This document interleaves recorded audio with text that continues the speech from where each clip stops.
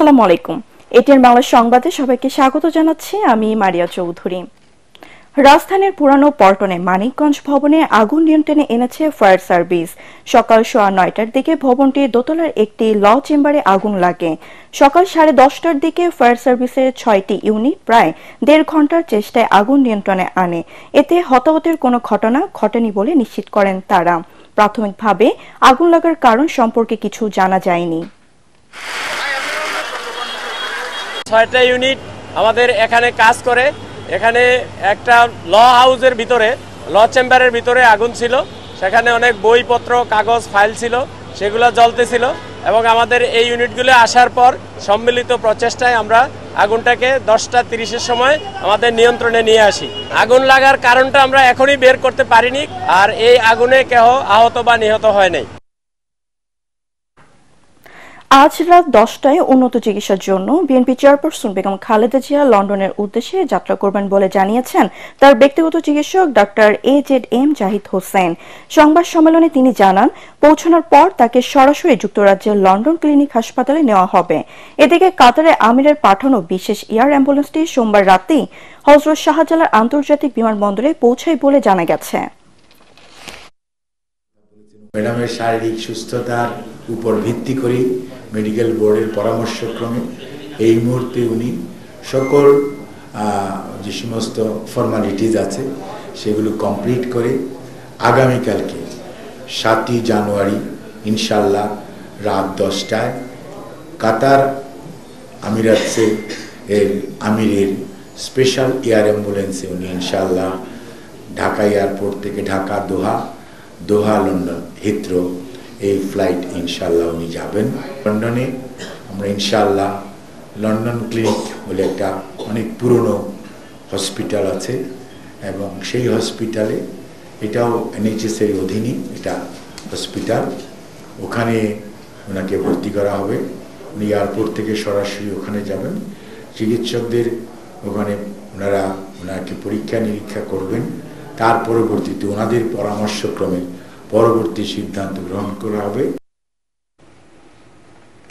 জাহাঙ্গীরনগর বিশ্ববিদ্যালয়ে চারুকলা অনুষদের ভবন নির্মাণ নিয়ে পাল্টাপাল্টি অবস্থানে শিক্ষার্থীরা।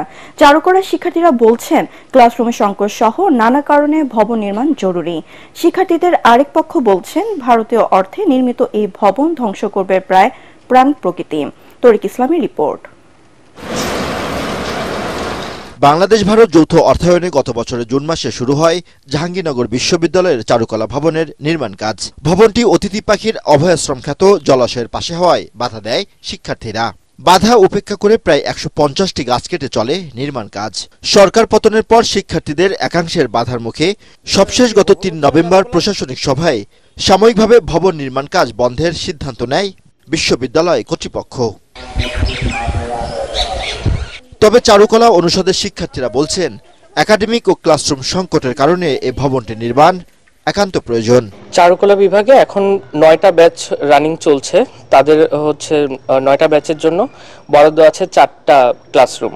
বর্তমানে আমাদের যে ক্লাস সংকট, 9টা ব্যাচের প্রতিটা ব্যাচের জন্য পর্যাপ্ত রুম আমাদের এখানে নাই, যে কারণে বাধ্য হয়ে আমাদের ক্লাসরুমের বাইরে ক্লাস করা লাগতেছে। কোনো এক নির্দিষ্ট গোষ্ঠী তাদেরকে খুব বড়সড় ইন্ধন দিচ্ছে বলেই তারা চারুকলা বিভাগ কিংবা জাহাঙ্গীরনগরের সাংস্কৃতিক রাজধানীর মতো এমন একটা প্রাণকেন্দ্রে চারুকলার বিরুদ্ধে তারা যে আচরণটা করছে।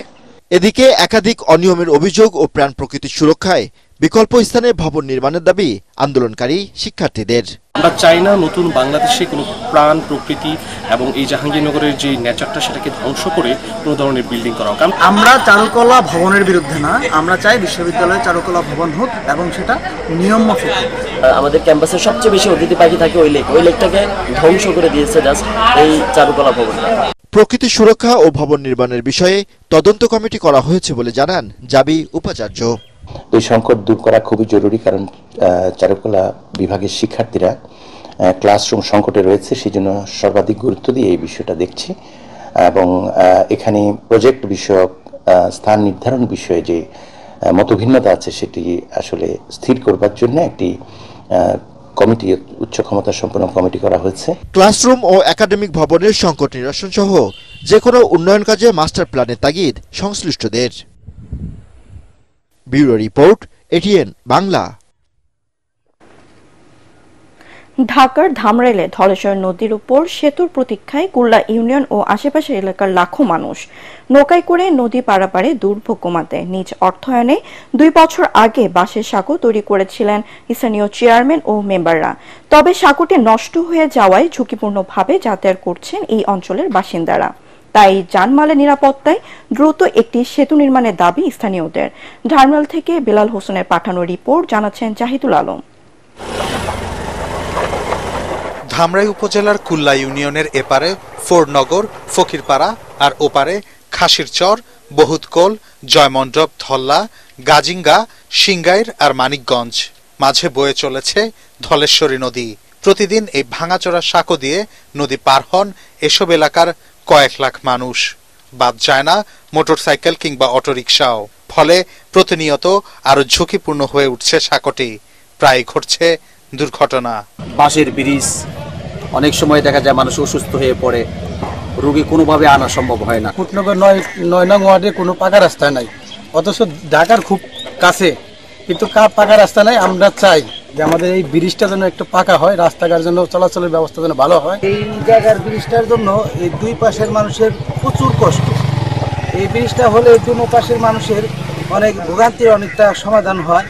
উপজেলা সংশ্লিষ্টরা জানান, এলাকাবাসীর দাবির প্রেক্ষিতে এরই মধ্যে সেতু নির্মাণের প্রস্তাব ঊর্ধ্বতন কর্তৃপক্ষের কাছে পাঠানো হয়েছে। জনগণ এখানে দুর্ভোগের মধ্যে আছে, তো তার পরিপ্রেক্ষিতে আমরা সম্প্রতি 49 মিটার ব্রিজ একটি প্রকল্প রয়েছে আমাদের এলজিডিতে, সেই প্রকল্পে আমরা এই ব্রিজটি যেন নির্মাণ করতে পারি এটা প্রস্তাবনা আমরা পাঠিয়েছি। এলাকাবাসীর আবেদনের প্রেক্ষিতে আমরা এটি পজিটিভলি দেখব। আমরা মিনিস্ট্রিতে লিখবো, যদি এটা অত্যন্ত জনগুরুত্বপূর্ণ হয়ে থাকে আমরা অবশ্যই এটা পজিটিভলি মিনিস্ট্রি বরাবর আবেদন পাঠাবো। বড় ধরনের দুর্ঘটনা রোধে নরবরে সাঁকোর জায়গায় সেতু নির্মাণ হোক, এমনটাই এখন ধামরাইয়ের এ অঞ্চলের মানুষের অন্যতম দাবি। Bureau report, ATN Bangla. খেলার খবর। বিপিএলে টানা 5ম জয়ের লক্ষ্যে সিলেটের দুপুরে ঢাকা ক্যাপিটালসের মুখোমুখি হবে রংপুর রাইডার্স। এর আগে মিরপুরের প্রথম সাক্ষাতে ঢাকাকে 40 রানে হারায় রংপুর। এরপর নুরুল হাসান সোহানের দল সিলেট স্ট্রাইকার্সকে 2 বার আর বরিশালকে হারিয়েছে 1 বার। অন্যদিকে 7 দলের মধ্যে নায়ক শাকিব খানের ফ্র্যাঞ্চাইজির অবস্থান সবার শেষে। প্রথম জয়ের মিশনে মাঠে নামবে থিসারা পেরিয়ারের দল। সিলেট আন্তর্জাতিক ক্রিকেট স্টেডিয়ামে খেলা শুরু হবে বেলা 1:30টায়। দিনের দ্বিতীয় ম্যাচে সন্ধ্যায় বরিশাল খেলবে সিলেট স্ট্রাইকার্সের বিপক্ষে। পরবর্তী সংবাদ দেখার আমন্ত্রণ জানিয়ে এখনকার মতো শেষ করছি। এটিএন বাংলা সংবাদ ইউটিউবে দেখতে ব্রাউজ করুন youtube/ATN বাংলা নিউজ। ধন্যবাদ।